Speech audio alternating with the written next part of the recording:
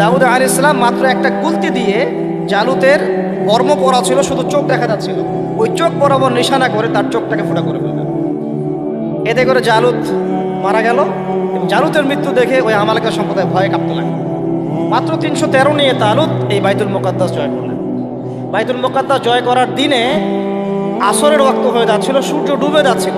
তখন তালুত আল্লাহর কাছে দোয়া করেন, এই নবী এবং তালুত তারা সবাই মিলে এই 313 জন আল্লাহর কাছে দোয়া করেন, আল্লাহ আমাদেরকে একটু সময় দান করেন, বরকত দান করেন, যাতে করে আমরা যুদ্ধটা শেষ করতে পারি, আজকে আমরা যেন ওখানে প্রবেশ করতে পারি।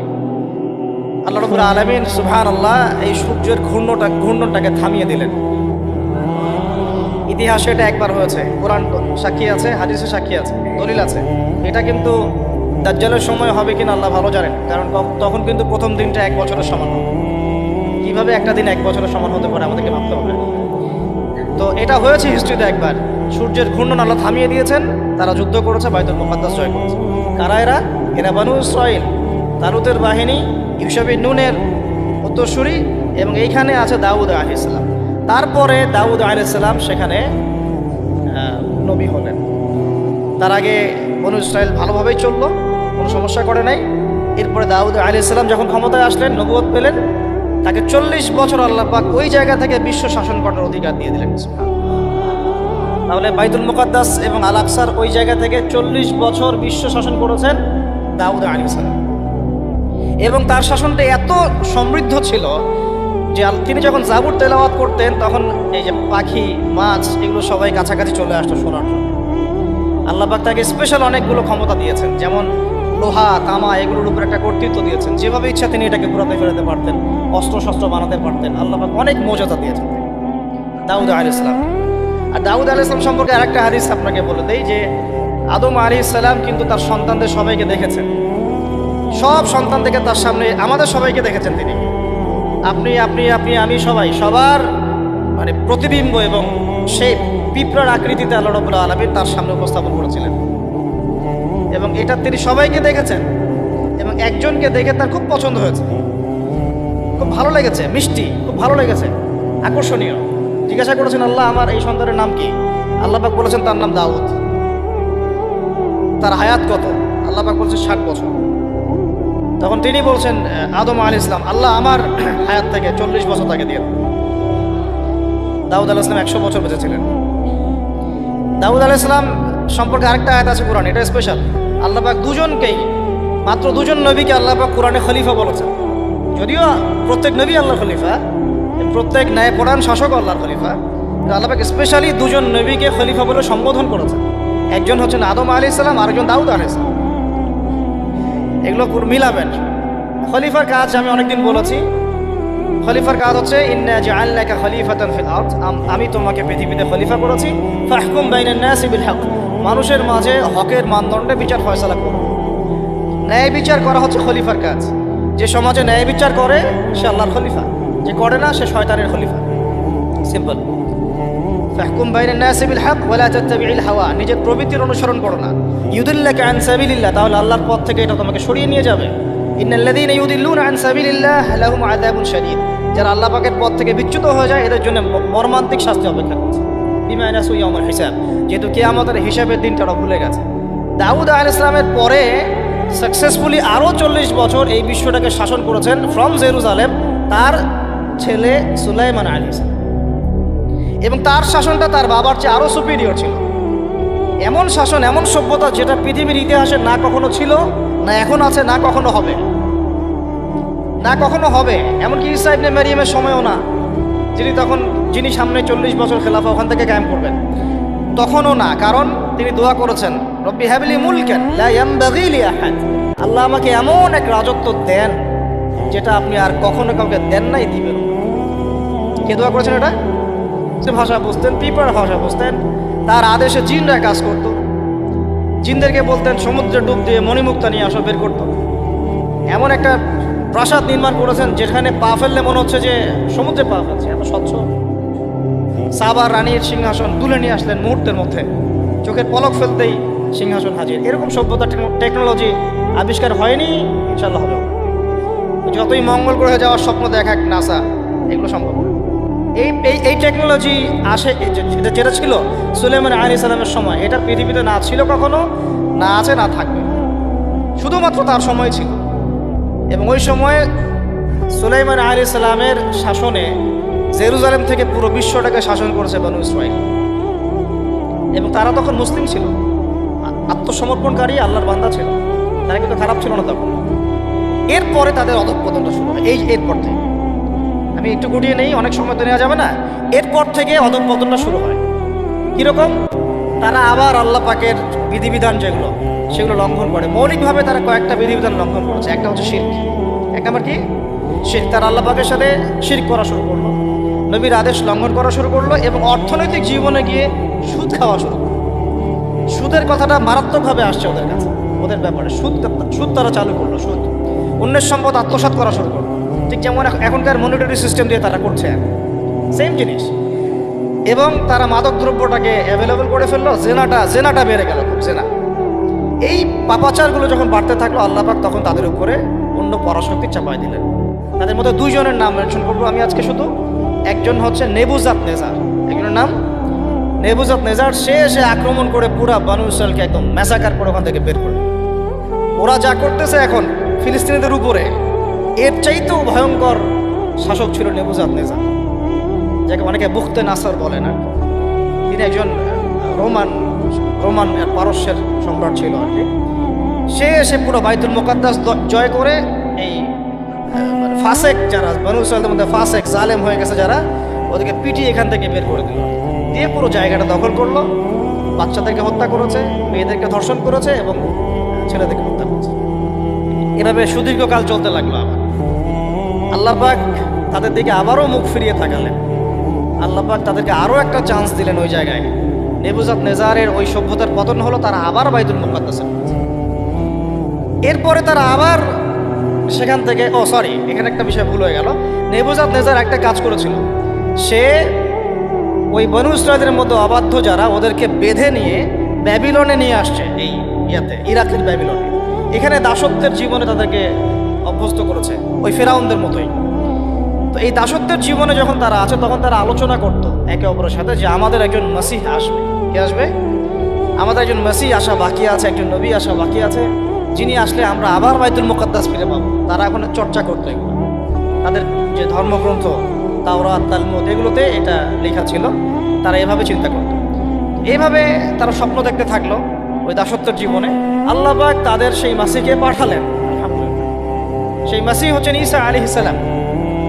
তো মাসিহ ঈসা আলাইহিস সালাম যখন আসলেন, তারা তাদের মাসিহকে চিনতে ভুল করলো, ব্যর্থ। বরং তারা তাকে অপবাদ দিল যে সে একজন জারদ সন্তান, নাউজুবিল্লাহ। তার মা একজন ব্যভিচারিণী, নাউজুবিল্লাহ। মনে আছে সূরা মারিয়াম? তারা এভাবে অপবাদ দেওয়া শুরু করলো। তখন আল্লাহ পাক দ্বিতীয় গজবটা পাঠালেন, যেটা একটু আগে বলতে চাচ্ছিলাম। দ্বিতীয় গজবটা পাঠিয়েছেন আল্লাহ পাক রোমান সেনাপতি টাইটাসের হাত দিয়ে। এই রোমান সেনাপতি টাইটাস দ্বিতীয়বার এসে নেবুজাত নেজারের মতোই এদেরকে আবার ওখান থেকে বের করে দিল। লাতুফসিদুন্না ফিল আরদি মাররাতাইন, লাতুফসিদুন্না ফিল আরদি মাররাতাইন। দুইবার তোমরা এই জমিনে ফাসাদ সৃষ্টি করবে। আল্লাহ পাক সূরা বনী ইসরাঈলে বলেছেন ওইটা। এই দুইবার হচ্ছে এই দুইবার, নেবুজাত নেজারের সময় একবার, তার আগে একবার, আর এই যে রোমান সম্রাট টাইটাসের সময়। প্রথমবার কারণ কি ছিল? তারা সুলাইমান আলাইহিস সালামের এই যে রেখে যাওয়া সালতানাত এবং সেই আদর্শ, ঐতিহ্য, ঈমান, এগুলো রক্ষা করতে ব্যর্থ হলো। দ্বিতীয়বার তারা তাদের মাসিহকে চিনতে ব্যর্থ হলো। এবার রোমান সেনাপতি ওখানে আবার ম্যাসাকার করলো, একদম জেনোসাইড। এক কথা আমরা কি বলি? জেনোসাইড।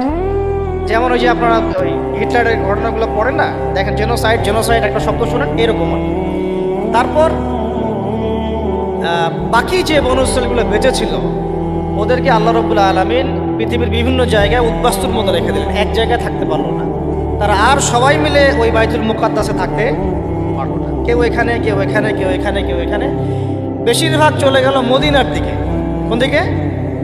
মদিনার তখন নাম হচ্ছে ইয়াসরিব, আর কিছু আছে খায়বারে। এই বিচ্ছিন্নভাবে উদ্বাস্তুর মতো। তারা তখন কোনো রাষ্ট্র নাই। কোন জায়গা থেকে এখানে আসলো দেখেন? রুলিং স্টেট থেকে কোন কোন জায়গা থেকে আসতেছে দেখেন। মিশর থেকে মূসার হাত ধরে আবার এখানে, আবার তালুত, আবার জালুত, আবার দাউদ, আবার সুলাইমান, আবার ব্যাবিলন।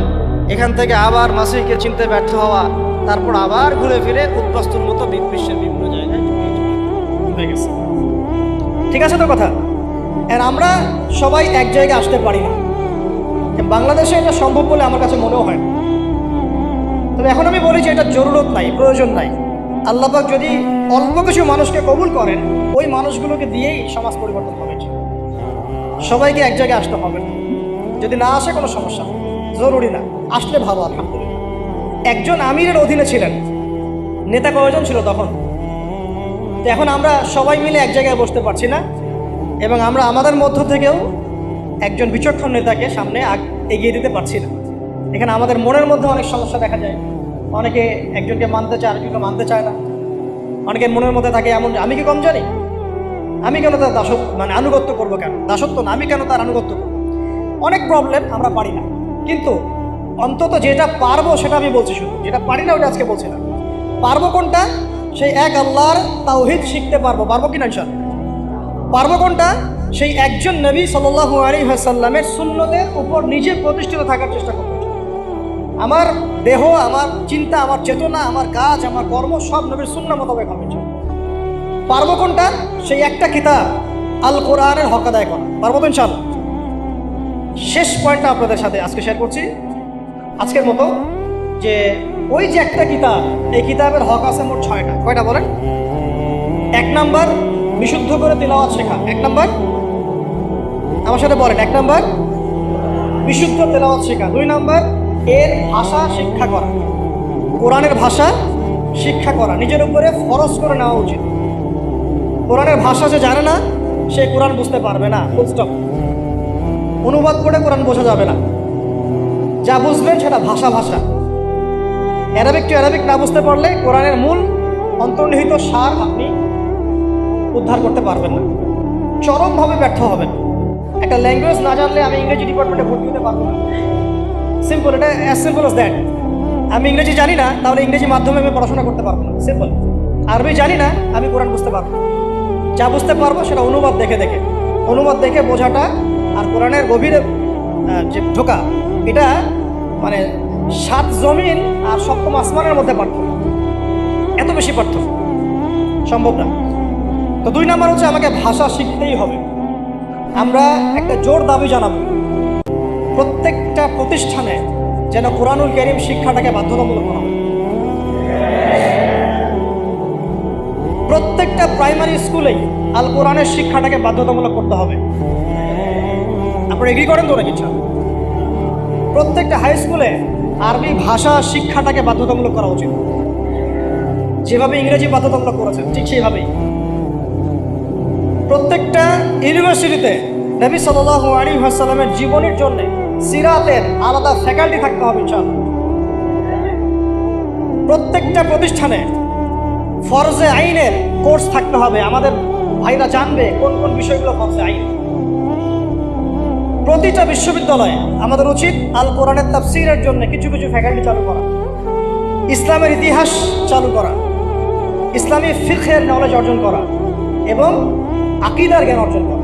অন্তত এই 4-5টা সাবজেক্ট আমাদের প্রত্যেকটা প্রতিষ্ঠানে থাকা উচিত। ইউনিভার্সিটি লেভেলের কথা বলছি, অন্তত ইউনিভার্সিটি লেভেলে। আর মূল পড়াশোনা তো আমরা করবো প্রাইমারি লেভেল থেকেই। আল্লাহ পাক আমাদেরকে তৌফিক দান করেন। শিক্ষানীতিতে অনেক দৈন্যতা আছে, ওটা আমার লাস্ট পয়েন্ট হবে। আগে বলে নেই যে 6টা কি। একটা কি ছিল? কোরআনের বিশুদ্ধ তেলাওয়াত শেখা। 2, এর ভাষা শিক্ষা করতেই হবে আপনাকে।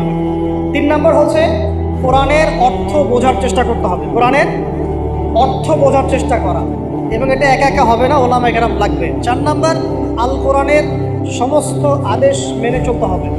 রাজি আছি ইনশাআল্লাহ? 5 নাম্বার আল কোরআনের সমস্ত নিষেধ বর্জন করতে হবে। পারা যাবে ইনশাআল্লাহ? এবং 6 নাম্বার আল কোরআনের দাওয়াত মুসলিম অমুসলিম সবার ঘরে ঘরে পৌঁছাতে হবে। এটাকে আপনার লাইফের চ্যালেঞ্জ হিসেবে, অ্যাম্বিশন হিসেবে গ্রহণ করেন। আল্লাহ পাক তৌফিক দান করেন। শেষ কথাটা হচ্ছে এই দৈন্যতাটা শুনে আমি কয়েকটা দাবি উত্থাপন করলাম না, যে কোরআনুল কারীম প্রাইমারি লেভেল থেকে, হাই স্কুল লেভেল থেকে অনার্স মাস্টার্সে আসতে হবে, সিরাত আসতে হবে, আকীদা আসতে হবে। দৈন্যতা দেখেন, আমাদের স্বাধীনতার কত বছর হয়েছে? 50 পার হয়েছে না? আচ্ছা, আপনারা তো আমার চেয়ে অনেক ভালো জানেন, আপনারা অনেক ভালো জানেন বাংলাদেশে প্রাইমারি স্কুলের সংখ্যা কত? কেউ কি বলতে পারবেন এক্সাক্ট ফিগারটা কত? কেউ বলতে পারবেন? আচ্ছা আমরা একটা গেস করি, 10 লক্ষ হবে? হবে না মনে হয়। 1 লক্ষ হবে? 1 লক্ষ হবে? 68,000 হবে? হওয়ার তো কথা, 68,000 তো হওয়ার কথা। আচ্ছা আমি এটা বাদ দিলাম, ধরলাম যে আমাদের বাংলাদেশে 50,000 প্রাইমারি স্কুল আছে। চলে কাদের আন্ডারে? গভর্নমেন্টের আন্ডারে, তাই তো? গভর্নমেন্ট তো চেঞ্জ হয়েছে বিভিন্ন সময়, হয়েছে না? আচ্ছা মূল দৈন্যতা ধরে নেন, এটাই শেষ অংশ আলোচনা। এই অ্যাপ্রক্সিমেটলি 50,000 প্রাইমারি স্কুলে নিঃসন্দেহে 5 লাখ স্টুডেন্ট পড়াশোনা করে কমপক্ষে, অথবা 10 লাখ, অথবা 15 লাখ, অথবা 20 লাখ। আপনি সমস্ত স্টুডেন্টদেরকে যারা ক্লাস 5 পাস করেছে সবাইকে একটা ময়দানে জড়ো করেন, তাদের সবাইকে শুধুমাত্র সূরাতুল ফাতিহা এর তেলাওয়াতটা শুদ্ধ হয় কিনা যাচাই করেন, দেখবেন 90% তেলাওয়াত ঠিক নাই। যে 10% তেলাওয়াত ঠিক আছে তারা শিখেছে বাসায় বা কোনো হুজুরের কাছে বা কোনো বক্তব্যে, নট স্কুলে। এটা আপনার মুসলিম প্রধান দেশের শিক্ষা ব্যবস্থা। I am very sorry to say, এবং আমি ক্রিটিসাইজ করতে চাচ্ছি না, আমি জাস্ট নসিহতমূলকভাবেই বলছি কথাগুলো। কারণ আমরা এই জাতির একটা পার্ট তো অবশ্যই। এই জাতি তো আমাদেরও, এই সমাজ তো আমাদেরও, এই রাষ্ট্র তো আমাদেরও, নাকি আমরা ভেসে আসছি? আপনার ছোট্ট মেয়েটা বা ছেলেটা বা আপনার ভাই বোন যে ক্লাস 5 পাস করেছে প্রাইমারি স্কুলে বা কোনো বেসরকারি স্কুলে বা কোনো ইংলিশ মিডিয়াম স্কুলে, সে আল কোরআন তেলাওয়াত তো করে থাক, সূরা ফাতিহা বিশুদ্ধ করে পড়তে পারে না। আর আমরা নিজেদেরকে মুসলিম দাবি করছি, তার মানে আমরা কোরআনকে গুরুত্ব দিই না। সিম্পল। আপনার ওই ক্লাস 5 পাস করা ছেলেটা বাংলা পড়ে, কবিতা পড়ে, ইংরেজি পড়ে, অঙ্ক পড়ে, সবই পড়ে, কোরআন পড়ে না। তার মানে আপনি কোরআনকে গুরুত্ব দেন না। কোরআন আপনার কাছে 4th সাবজেক্ট, আমার কাছে 4th সাবজেক্ট। মুসলিম প্রধান দেশের শিক্ষা সিস্টেম, আমরা অনেক কথা বলছি, উপদেষ্টা, এই প্যানেল, সেই প্যানেল, কমিশন। শিক্ষা কমিশন নিয়ে কোনো আলোচনা হচ্ছে না, শিক্ষা কমিশনটা গঠন করা হচ্ছে না, সেই প্রাচীন কমিশন আবার ইম্পোজ করার চেষ্টা করা হচ্ছে।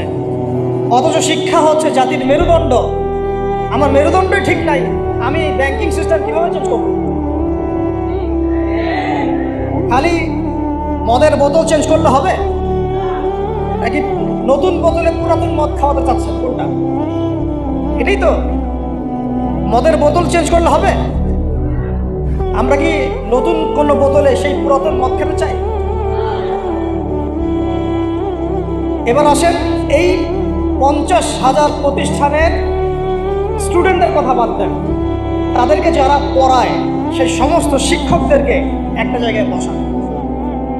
এই সমস্ত শিক্ষকদের কোরআন তেলাওয়াত চেক করেন, এদের 90%, তাদের 90% কোরআন বিশুদ্ধ করে তেলাওয়াত করতে পারে। তারা আপনার বাচ্চার শিক্ষার দায়িত্ব নিয়েছে। আমার বাচ্চাকে এমন একজন টিচার পড়ায় যে আল্লাহর কিতাব পড়তে পারে, যে মুসলিম। আমি অমুসলিমদের কথা বলছি না, এখানে কোনো অমুসলিমদের কি আলোচনা হচ্ছে না, ঠিক আছে? সরায় দেন। এবার আসেন হাই স্কুল, সংখ্যা কত? দেখবেন লাখ লাখ। হাই স্কুলের সব স্টুডেন্টদেরকে বসান, একজন একজন করে চেক করেন, দেখবেন এদের মধ্যেও মিনিমাম 80% কোরআন তেলাওয়াত করতে পারে। তার হাই স্কুলে পড়াশোনা করেছে 8 থেকে 10 বছর, 8 থেকে 10 বছর, প্রায় লক্ষ লক্ষ টাকা খরচ করা হয়েছে, সময় দিয়েছে, তারা পরিশ্রম করেছে।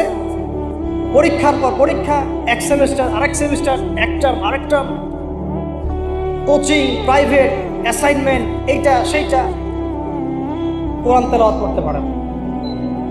আর আমরা আইএমএ জাহিলিয়াতকে চেঞ্জ করতে চাচ্ছি, অথচ আমি দেখালাম চেঞ্জটা হয়েছে ইকরা বিসমি রাব্বিকাল্লাযী খালাক দিয়ে। জার্নি এখান থেকে শুরু হয়েছে। এমন কোনো সাহাবী আপনি খুঁজে পাবেন না যিনি কোরআন তেলাওয়াত করতে পারেন। এমন কোনো সাহাবী আপনি পাবেন না যিনি কোরআনের অর্থ বুঝেন না। এমন কোনো সাহাবী পাবেন না যিনি কোরআনের আদেশ নিষেধ মানেন না, দাওয়াতের কাজ করেন না। এবার এই হাই স্কুলের সব বাচ্চাদেরকে সরায় দেন, সরায় দিয়ে সব টিচারদেরকে বসান। হাই স্কুলের যারা টিচার তাদের মধ্যে ম্যাক্সিমামই 70% তো হবেই আমার ধারণা যারা কোরআন তেলাওয়াত করতে পারে। চিকিৎসা বিজ্ঞান দাঁড়িয়ে আছে ইবনে সিনার উপর, নাম শুনেনি? জাবির ইবনে হাইয়ানের নাম শুনেছেন? এই কেমিস্ট্রি না থাকলে আপনি ওষুধ তৈরি করতে পারবেন না। কেমিস্ট্রি না থাকলে কি পারবেন না?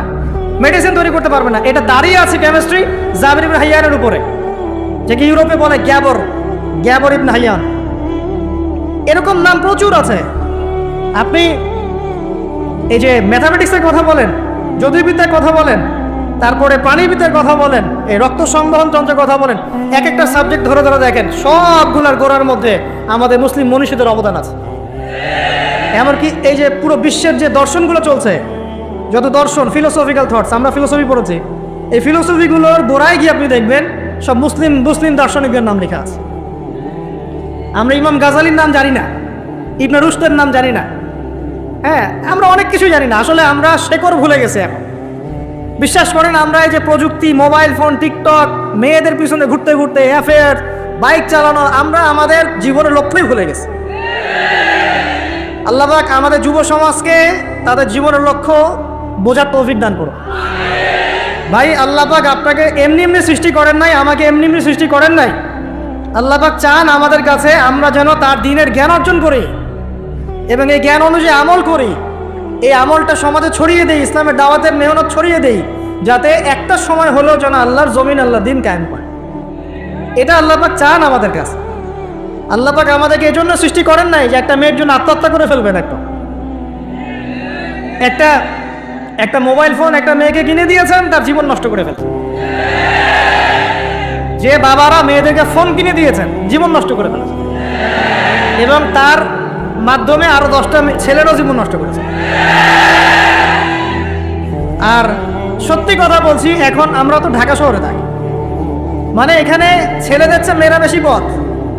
হ্যাঁ, খুব ভালো লাগে ওদের। কি ভালো লাগে? একটা ছেলের সাথে বাইকে করে ঘুরবে, টাকা খসাবে, এখানে ওখানে ডেট করবে, এগুলোতে খুব মজা পায়। এগুলোর জন্য কি তাকে সৃষ্টি করা হয়েছে? আপনি বলেন, এই মেয়েদেরকে আপনি যখন ঘরে নিয়ে আসবেন, আমি নারী বিদ্বেষী কথা বলছি না, নারীদেরকে আমরা অনেক অনেক সম্মান করি, অনেক শ্রদ্ধা করি। আর আমাকে জন্ম দিয়েছেন একজন নারী, আমাকে দিনের পথে চলতে আত্মবিশ্বাস যোগায় পিছন থেকে, ঘরের নারী যোগায় কি না?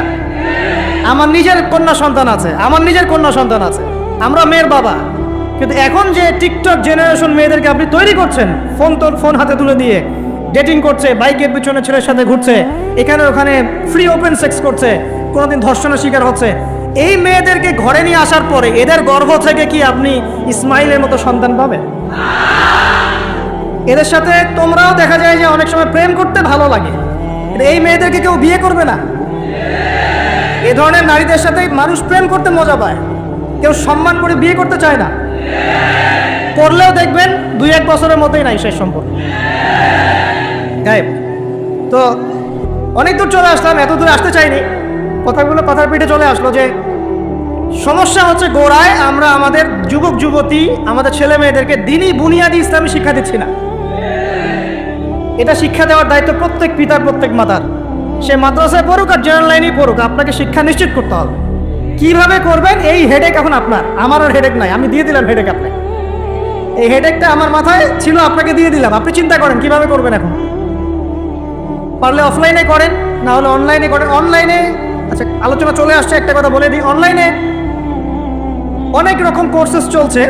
তবে আমি নিয়াত করেছি ইনশাআল্লাহ, আমি আরও কয়েকজন ওলামায়ে কেরামদের সাথে পরামর্শ করেছি এবং এখনও করে যাচ্ছি, কমপক্ষে বরেণ্য 8 থেকে 10 জন স্কলার বা আলেমদেরকে নিয়ে অনলাইনে ইনশাআল্লাহ আমরা একটা মাদ্রাসা খুলবো ইনশাআল্লাহ। এটা অফলাইন না, অনলাইন মাদ্রাসা। আমি নাম দিয়েছি তহা জিন্নুরাইন ইসলামিক অনলাইন মাদ্রাসা।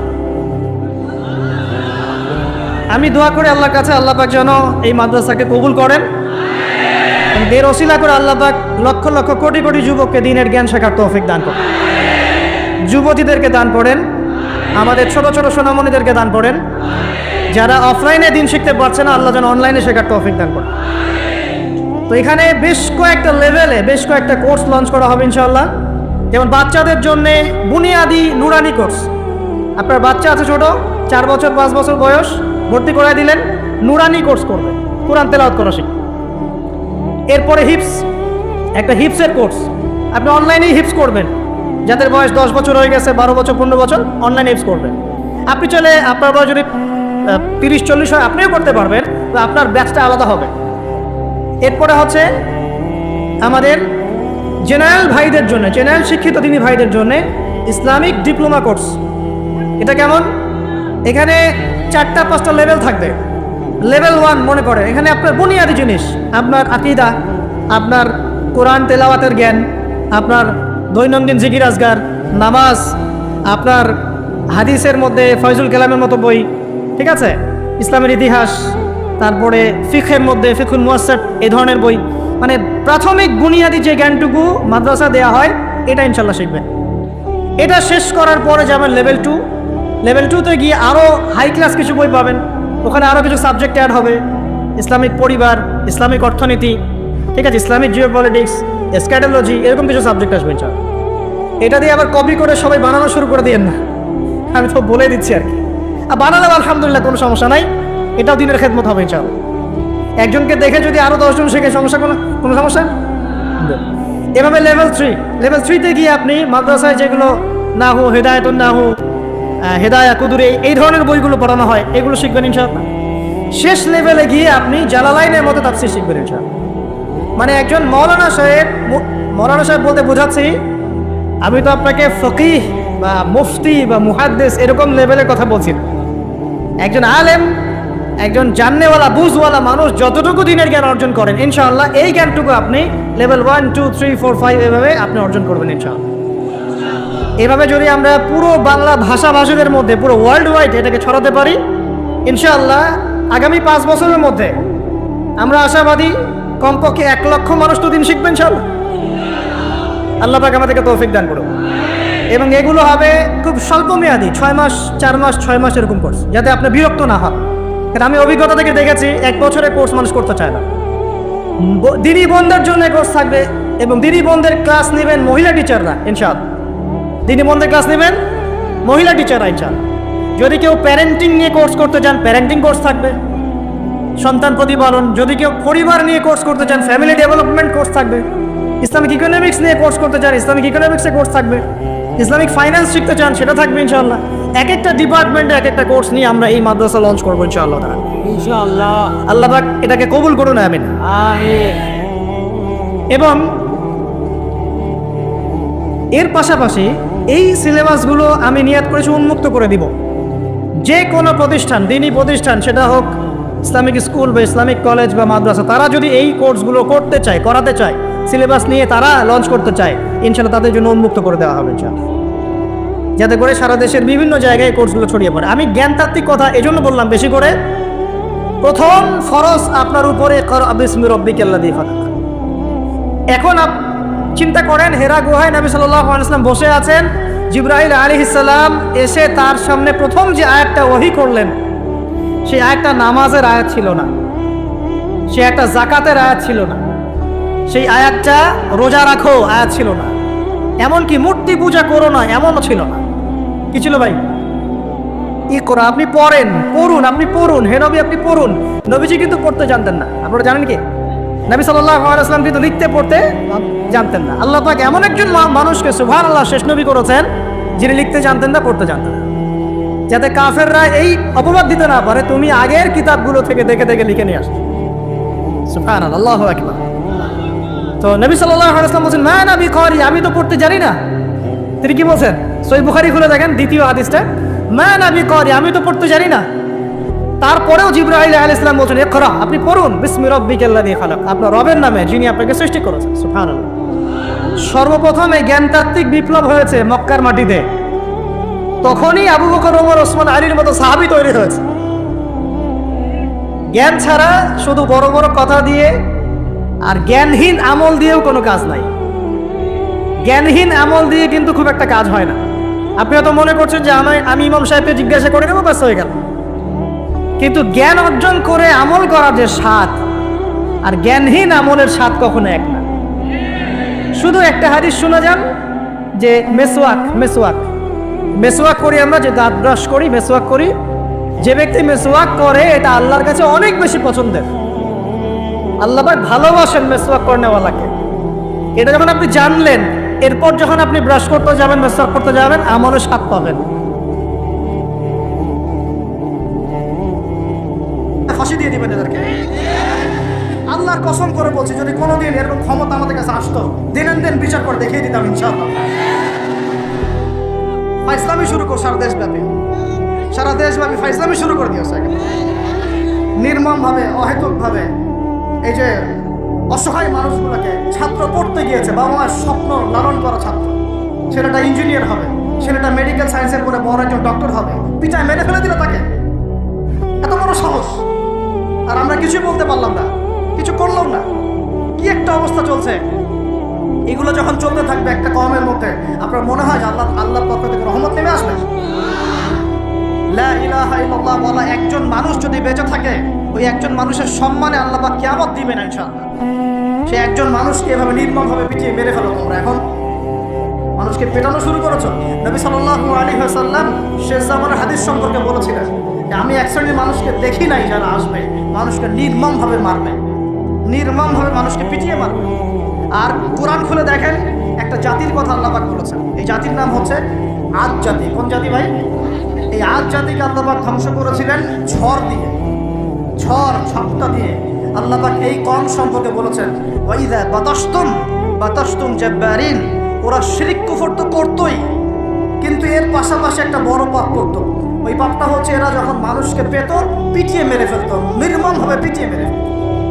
এই আদ জাতির পাপ তোমরা করা শুরু করেছে। আমাদের শহরে এগুলো চলছে না এখন? দিনে দুপুরে রাস্তাঘাটে এগুলো চলছে। শিক্ষা প্রতিষ্ঠানে গিয়ে এগুলো মাস্তানি করতে গিয়েছো তোমরা।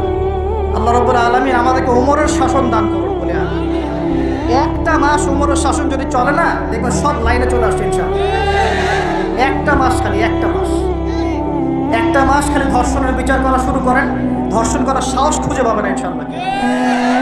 কোনো মাদ্রাসাতে আমরা দেখেছি, কোনো মাদ্রাসাতেও এই যে হাফেজ ছাত্র হতে গিয়েছে, বাবা মা হাফেজ বানাবে, মাদ্রাসায় পাঠিয়েছে, মাদ্রাসার শিক্ষক ছেলেটাকে বলাৎকার করে রেখে দিয়েছে। হ্যাঁ, ঢাকা শহরের ঘটনা বলছি। আমাদের সন্তান থেকে কোথায় পাঠাবো? তাহলে পাপ যেই করুক পাপ। এখানে যদি দাড়ি টুপিওয়ালা মানুষও পাপ করে, তাকেও শাস্তির আওতায় নিয়ে আসতে হবে। আল্লাহ মাদ্রাসায় আপনি ছাত্রকে বলাৎকার করবেন, মাদ্রাসায় আপনি সমকামিতা করবেন, আপনার তো লিঙ্গ কেটে জাতির সামনে উপস্থাপন করা দরকার। উমরের শাসন হল এটাই হতো। উমরের শাসন হল, আল্লাহর কসম করে বলছে, এগুলোই হতো। ওয়াজ মাহফিলগুলোকে, দিনের এই পবিত্র আমানতগুলোকে অনেক জায়গায় ঠাট্টা মশকরার পাত্র বানানো হয়েছে। কোথাও দেখা যায় যে ওয়াজ মাহফিলে যে বললাম ডিজে জিকির চালু করা হয়েছে। ফাইজলামি শুরু করছো দিন নিয়ে, তোমরা ফাইজলামি শুরু করছো। আবার বলছো 22 বছর থেকে ওয়াজ করি, 22 বছর থেকে মানুষকে হাসাও, এটা বলতে পারো। 22 বছর ওয়াজ আবার কখন করবো? থ্রেট করো যে চোখ গরম করবা না। আল্লাহর কসম, যদি ক্ষমতা থাকতো হাড্ডি পিটায় ঠিক করে রাখি দিতাম ইনশাআল্লাহ। ওয়াজ মাহফিলের মঞ্চকে বসে তোমরা ডিজে জিকির বানাবা, এখানে ওয়াজ মাহফিলে ডিজে জিকির শিখাবা, মানুষকে বাউল বানানো শুরু করেছো, গান গল্প কেচ্চা কাহিনী শুরু করেছো। ইনশাআল্লাহ তাআলা অচিরেই এই উম্মতের মধ্যে এমন নেতৃত্ব আসবে ইনশাআল্লাহ, যে নেতৃত্বের আন্ডারে ইনশাআল্লাহ তাআলা জমিন থেকে জুলুমের শেকড় উপরে যাবে ইনশাআল্লাহ। আমরা আল্লাহর কাছে দোয়া করি, আল্লাহ পাক আমরা বেঁচে থাকি না থাকি এমন প্রজন্ম যেন আল্লাহ পাক নিয়ে আসেন ইনশাআল্লাহ। সারা দুনিয়া জুড়ে ফাইজলামি শুরু হয়ে গেছে, সারা বিশ্ব জুড়ে এই যে পশ্চিমাদের যে আগ্রাসন, মুসলিম বিশ্বের আনাচে কানাচে অসহায় মুসলিমদেরকে নির্যাতন করা হচ্ছে নির্মমভাবে। একটা বাচ্চা সে জানে না যে শিয়া কি সুন্নি কি, বোম মেরে নষ্ট উড়িয়ে দেওয়া, মাথার খুলি উড়িয়ে দেওয়া। একটা বাচ্চা, একটা মা জানে না শিয়াইজম কি সুন্নিজম কি, মিসাইল মেরে বোম মেরে হত্যা করে দেওয়া। ফাইজলামি শুরু হচ্ছে সারা বিশ্ব জুড়ে, এগুলোই চলতেছে। সারা বিশ্ব জুড়ে মিডিয়ার মধ্য দিয়ে মুসলিমদেরকে আজকে সন্ত্রাসী বানানো হয়ে গেছে। সারা বিশ্বে রক্তও ঝরবে আমাদের, আবার আমাদেরকেও সবাই সন্ত্রাসী বলে বেড়াবে। নাটক শুরু করেছে, নাটক। সারা বিশ্ব জুড়ে সবচেয়ে শান্তিকামী মানুষ কারা? আমরা অন্য কেউ আছে? সারা বিশ্বের মানুষের, নিরীহ মানুষের রক্ত কাদের হাতে লেগে আছে? আমাদের হাতে। আমরা ইরাকে মানুষ হত্যা করেছি, আমরা আফগানিস্তানে মানুষ হত্যা করেছি, আমরা উইঘুরদেরকে হত্যা করেছি, আমরা রোহিঙ্গাদেরকে হত্যা করেছি, আমরা বিগত 12, 14, 15 বছর ধরে সিরিয়াতে বাচ্চাদেরকে হত্যা করেছি, বিগত প্রায় 70 বছর থেকে প্যালেস্টাইনে আমরা মানুষকে হত্যা করেছি। আমরা কি এই যে লেবানন, জর্ডান এই জায়গাগুলোতে মানুষকে আমরা মারছি? তাহলে সারা বিশ্বে আমাদেরকে আজকে সন্ত্রাসী কেন বলা হবে? কী কারণে বলা হবে? আর আমরা কেউ কোনো কথাও বলি না, মন থেকে ঘৃণাও করি না। এই কথাগুলো বলবেন কারা? বলবেন তো আলেম ওলামারা। এখন যদি আমরা এই ওয়াজ মাহফিলের স্টেজগুলোকে সার্কাসের মঞ্চ বানিয়ে ফেলি, এই আমানতের হককে আদায় করবে কে? আদায় করবে?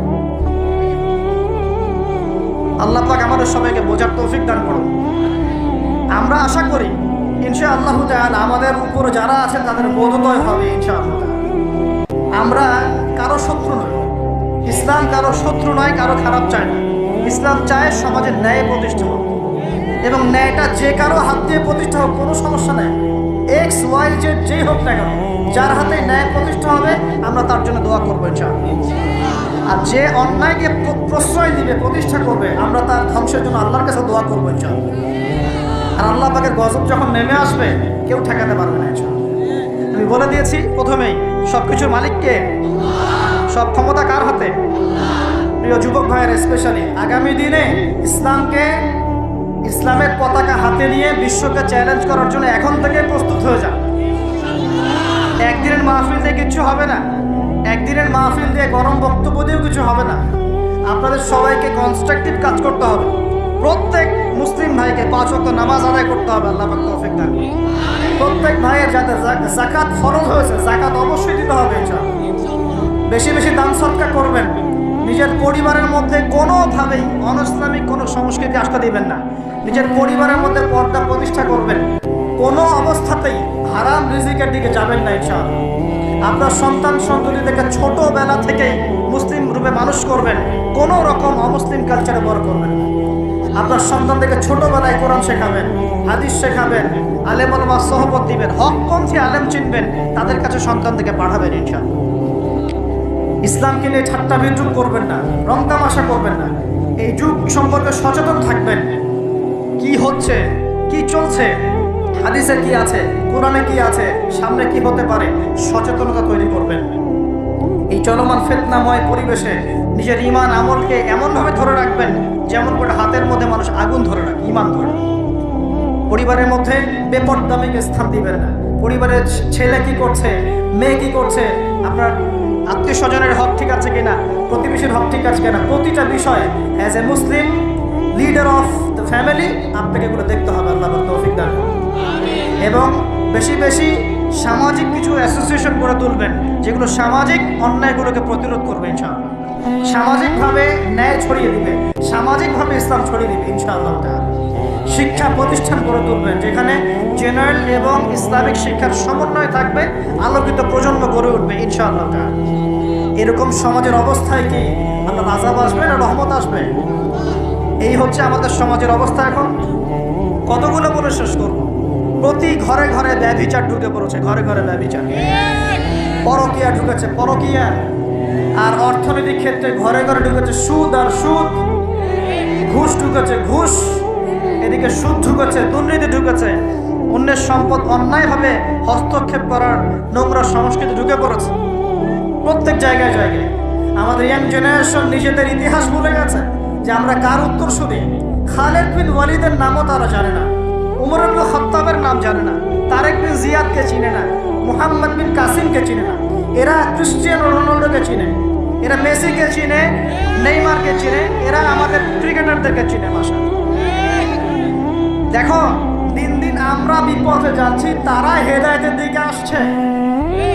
বাংলাদেশ ক্রিকেট টিমের যে প্লেয়ার্সরা আছেন আমার অনেকেই পরিচিত, এটা আপনারা জানেন ভালো।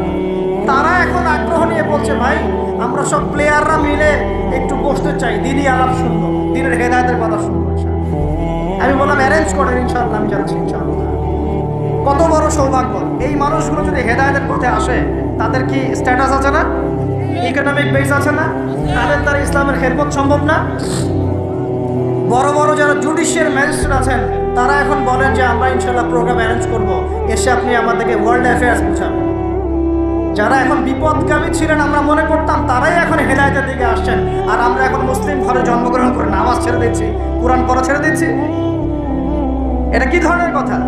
আমার পরিবারের মা বোনরা কীভাবে বেপরদায় বাইরে যায়? আমার পরিবারের কর্তা আমি কেমন করে আমার পরিবারের স্ত্রী সন্তান মেয়েরা বাইরে বেপরদায় যাবে? কিভাবে যাবে? আমি তো পরিবারের কর্তা, আমি পরিবারের স্বামী, আমার স্ত্রী কেমন করে বেপরদায় বাইরে যাবে? আমার ছেলে কেন নামাজ পড়বে না? নামাজ না পড়ে সে ভাত খাবে কিভাবে? নামাজ না পড়ে আমার পরিবারে আমার ছেলে ভাত খাবে কিভাবে? আমার মেয়ে কেমন করে ভাত খাবে? অতএব পরিবারটাকে শক্ত করেন, হালাল খান, সামাজিকভাবে ইসলামটাকে এগিয়ে নেন, ইনশাআল্লাহ দেখবেন একদিন বড় পরিসরে ইসলাম কায়েম হয়ে যাবে। আর আমরা কারোর জন্য বদদোয়া করবো না, আমরা দোয়া করবো আল্লাহ পাক যেন ঊর্ধ্বতন কর্তৃপক্ষ সবাইকে হেদায়েত দান করে। ঠিক আছে তো কথা? আমরা সবাই এক জায়গায় আসতে পারি না, বাংলাদেশে এটা সম্ভব বলে আমার কাছে মনেও হয় না। তবে এখন আমি বলি যে এটা জরুরত নাই, প্রয়োজন নাই। আল্লাহ পাক যদি অল্প কিছু মানুষকে কবুল করেন, ওই মানুষগুলোকে দিয়েই সমাজ পরিবর্তন হবে। সবাইকে এক জায়গায় আসতে হবে না, যদি না আসে কোনো সমস্যা, জরুরি না, আসলে ভালো। আলহামদুলিল্লাহ একজন আমিরের অধীনে ছিলেন, নেতা কয়জন ছিল তখন? এখন আমরা সবাই মিলে এক জায়গায় বসতে পারছি না, এবং আমরা আমাদের মধ্য থেকেও একজন বিচক্ষণ নেতাকে সামনে এগিয়ে দিতে পারছি না। এখানে আমাদের মনের মধ্যে অনেক সমস্যা দেখা যায়, অনেকে একজনকে মানতে চায়, আরেকজনকে মানতে চায় না। অনেকের মনের মধ্যে থাকে এমন, আমি কি কম জানি? আমি কেন তার আনুগত্য করবো? কেন দাসত্ব না, আমি কেন তার আনুগত্য করবো? অনেক প্রবলেম, আমরা পারি না। কিন্তু অন্তত যেটা পারবো সেটা আমি বলছি, শুধু যেটা পারি না ওটা আজকে বলছি না। পারবো কোনটা? সেই এক আল্লাহর তাওহীদ শিখতে পারবো কি না ইনশাআল্লাহ? পারবো কোনটা? সেই একজন নবী সাল্লাল্লাহু আলাইহি ওয়াসাল্লামের সুন্নতের উপর নিজে প্রতিষ্ঠিত থাকার চেষ্টা করবো। আমার দেহ, আমার চিন্তা, আমার চেতনা, আমার কাজ, আমার কর্ম সব নবীর সুন্নাহ মোতাবেক হবে। পারবো কোনটা? সেই একটা কিতাব আল কোরআনের হক আদায় করা। পারবো তো ইনশাআল্লাহ? শেষ পয়েন্টটা আপনাদের সাথে আজকে শেয়ার করছি আজকের মতো, যে ওই যে একটা কিতাব, এই কিতাবের হক আছে মোট 6টা। কয়টা বলেন? 1 নাম্বার বিশুদ্ধ করে তিলাওয়াত শেখা। 1 নাম্বার, আমার সাথে বলেন, 1 নাম্বার বিশুদ্ধ তেলাওয়াত শেখা। 2 নাম্বার এর ভাষা শিক্ষা করা, কোরআনের ভাষা শিক্ষা করা, নিজের উপরে ফরজ করে নেওয়া উচিত। কোরআনের ভাষা যে জানে না সে কোরআন বুঝতে পারবে না, ফুল স্টপ। অনুবাদ পড়ে কোরআন বোঝা যাবে না, যা বুঝবেন সেটা ভাষা। অ্যারাবিক টু অ্যারাবিক না বুঝতে পারলে কোরআনের মূল অন্তর্নিহিত সার আপনি উদ্ধার করতে পারবেন না, চরমভাবে ব্যর্থ হবেন। একটা ল্যাঙ্গুয়েজ না জানলে আমি ইংরেজি ডিপার্টমেন্টে ভর্তি হতে পারবো না, সিম্পল, এটা অ্যাজ সিম্পল অ্যাজ দ্যাট। আমি ইংরেজি জানি না, তাহলে ইংরেজি মাধ্যমে আমি পড়াশোনা করতে পারবো না, সিম্পল। আরবি জানি না, আমি কোরআন বুঝতে পারবো না। যা বুঝতে পারবো সেটা অনুবাদ দেখে বোঝাটা, আর কোরআনের গভীরে যে ঢোকা, এটা মানে 7 জমিন আর 7ম আসমানের মধ্যে পার্থক্য, এত বেশি পার্থক্য সম্ভব না। তো 2 নাম্বার হচ্ছে আমাকে ভাষা শিখতেই হবে। আমরা একটা জোর দাবি জানাবো, প্রত্যেকটা প্রতিষ্ঠানে যেন কোরআনুল কারীম শিক্ষাটাকে বাধ্যতামূলক করা হয়। প্রত্যেকটা প্রাইমারি স্কুলেই আল কোরআনের শিক্ষাটাকে বাধ্যতামূলক করতে হবে। আপনারা এগ্রি করেন তো নাকি? প্রত্যেকটা হাই স্কুলে আরবি ভাষা শিক্ষাটাকে বাধ্যতামূলক করা উচিত, যেভাবে ইংরেজি বাধ্যতামূলক করেছেন ঠিক সেইভাবেই। প্রত্যেকটা ইউনিভার্সিটিতে নবী সাল্লাল্লাহু আলাইহি ওয়াসাল্লামের জীবনীর জন্য সিরাতের আলাদা ফ্যাকাল্টি থাকতে হবে ইনশাআল্লাহ। প্রত্যেকটা প্রতিষ্ঠানে ফরজে আইনের কোর্স থাকতে হবে, আমাদের ভাইরা জানবে কোন কোন বিষয়গুলো ফরজে আইন। প্রতিটা বিশ্ববিদ্যালয়ে আমাদের উচিত আল কোরআনের তাফসীরের জন্য কিছু কিছু ফ্যাকাল্টি চালু করা, ইসলামের ইতিহাস চালু করা, ইসলামী ফিকহের নলেজ অর্জন করা এবং আকীদার জ্ঞান অর্জন করা। অন্তত এই 4-5টা সাবজেক্ট আমাদের প্রত্যেকটা প্রতিষ্ঠানে থাকা উচিত। ইউনিভার্সিটি লেভেলের কথা বলছি, অন্তত ইউনিভার্সিটি লেভেলে। আর মূল পড়াশোনা তো আমরা করব প্রাইমারি লেভেল থেকেই। আল্লাহ পাক আমাদেরকে তৌফিক দান করেন। তো শিক্ষানীতিতে অনেক দৈন্যতা আছে, ওটা আমার লাস্ট পয়েন্ট হবে। চল, আগে বলে নেই যে 6টা কি কি। একটা কি ছিল? কোরআনের বিশুদ্ধ তেলাওয়াত শেখা। 2, এর ভাষা শিক্ষা করতেই হবে আপনাকে আমাকে। 3 নম্বর হচ্ছে কোরআনের অর্থ বোঝার চেষ্টা করতে হবে, কোরআনের অর্থ বোঝার চেষ্টা করা, এবং এটা একা একা হবে না, ওলামায়ে কেরাম লাগবে। 4 নম্বর আল কোরআনের সমস্ত আদেশ মেনে চলতে হবে। রাজি আছি ইনশাআল্লাহ? 5 নম্বর আল কোরআনের সমস্ত নিষেধ বর্জন করতে হবে। পারা যাবে ইনশাআল্লাহ? এবং 6 নম্বর আল কোরআনের দাওয়াত মুসলিম অমুসলিম সবার ঘরে ঘরে পৌঁছাতে হবে ইনশাআল্লাহ। এটাকে আপনার লাইফের চ্যালেঞ্জ হিসেবে, অ্যাম্বিশন হিসেবে গ্রহণ করেন। আল্লাহ পাক তৌফিক দান করেন। শেষ কথাটা হচ্ছে এই দৈনতাটা শুনে আমি কয়েকটা দাবি উত্থাপন করলাম না, যে কোরআনুল কারীম প্রাইমারি লেভেল থেকে, হাই স্কুল লেভেল থেকে অনার্স মাস্টার্সে আসতে হবে, সিরাত আসতে হবে, আকীদা আসতে হবে। দৈন্যতা দেখেন, আমাদের স্বাধীনতার কত বছর হয়েছে? 50 পার হয়েছে না? আচ্ছা, আপনারা তো আমার চেয়ে অনেক ভালো জানেন, আমার চেয়ে আপনারা অনেক ভালো জানেন বাংলাদেশে প্রাইমারি স্কুলের সংখ্যা কত? কেউ কি বলতে পারবেন এক্স্যাক্ট ফিগারটা কত? কেউ বলতে পারবেন? আচ্ছা, আমরা একটা গেস করি, 10 লক্ষ হবে? হবে না মনে হয়। 1 লক্ষ হবে? 1 লক্ষ হবে? 68,000 হবে? হওয়ার তো কথা, 68,000 তো হওয়ার কথা। আচ্ছা, আমি এটা বাদ দিলাম, ধরলাম যে আমাদের বাংলাদেশে 50,000 প্রাইমারি স্কুল আছে। চলে কাদের আন্ডারে? গভর্নমেন্টের আন্ডারে, তাই তো? গভর্নমেন্ট তো চেঞ্জ হয়েছে বিভিন্ন সময়, হয়েছে না? আচ্ছা, মূল দৈন্যতা ধরে নেন, এটাই শেষ অংশ আলোচনা। এই অ্যাপ্রক্সিমেটলি 50,000 প্রাইমারি স্কুলে নিঃসন্দেহে 5 লাখ স্টুডেন্ট পড়াশোনা করে কমপক্ষে, অথবা 10 লাখ, অথবা 15 লাখ, অথবা 20 লাখ। আপনি এই সমস্ত স্টুডেন্টদেরকে যারা ক্লাস 5 পাস করেছে সবাইকে একটা ময়দানে জড়ো করেন, তাদের সবাইকে শুধুমাত্র সূরাতুল ফাতিহা এর তেলাওয়াতটা শুদ্ধ হয় কিনা যাচাই করেন, দেখবেন 90% তেলাওয়াত ঠিক নাই।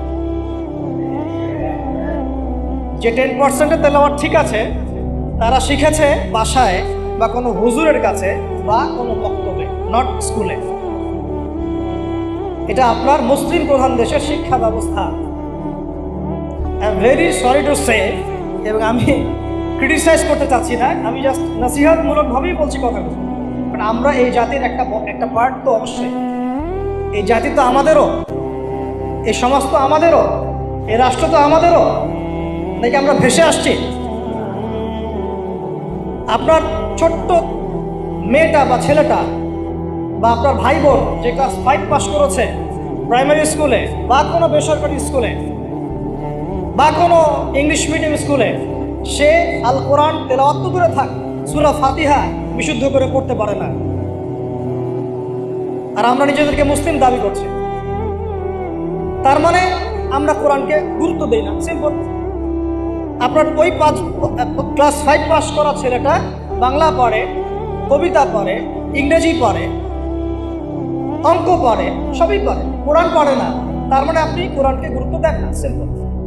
কোরআন আপনার কাছে 4th সাবজেক্ট, আমার কাছে 4th সাবজেক্ট। মুসলিম প্রধান দেশের শিক্ষা সিস্টেম। আমরা অনেক কথা বলছি, উপদেষ্টা, এই প্যানেল, সেই প্যানেল, কমিশন। শিক্ষা কমিশন নিয়ে কোনো আলোচনা হচ্ছে না, শিক্ষা কমিশনটা গঠন করা হচ্ছে না, সেই প্রাচীন কমিশন আবার ইম্পোজ করার চেষ্টা করা হচ্ছে। অথচ শিক্ষা হচ্ছে জাতির মেরুদণ্ড। আমার মেরুদণ্ডই ঠিক নাই, আমি ব্যাংকিং সিস্টেম কীভাবে চেঞ্জ করব? খালি মদের বোতল চেঞ্জ করলে হবে, নাকি নতুন বোতলে পুরাতন মদ খাওয়াতে চাচ্ছেন? কোনটা? এটাই তো, মদের বোতল চেঞ্জ করলে হবে? আমরা কি নতুন কোনো বোতলে সেই পুরাতন মদ খেতে চাই? এবার আসেন, এই 50,000 প্রতিষ্ঠানের স্টুডেন্টদের কথা বাদ দেন, তাদেরকে যারা পড়ায় সেই সমস্ত শিক্ষকদেরকে একটা জায়গায় বসান। এই সমস্ত শিক্ষকদের কোরআন তেলাওয়াত চেক করেন, এদের 90%, তাদের 90% কোরআন বিশুদ্ধ করে তেলাওয়াত করতে পারে। তারা আপনার বাচ্চার শিক্ষার দায়িত্ব নিয়েছে। আমার বাচ্চাকে এমন একজন টিচার পড়ায় যে আল্লাহর কিতাব পড়তে পারে, যে মুসলিম। আমি অমুসলিমদের কথা বলছি না, এখানে কোনো অমুসলিমদের কিনা আলোচনা হচ্ছে না, ঠিক আছে?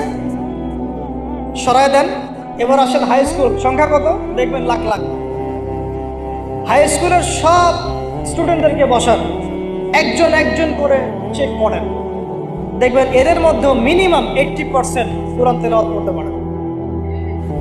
তার হাই স্কুলে পড়াশোনা করেছে 8 থেকে 10 বছর, 8 থেকে 10 বছর,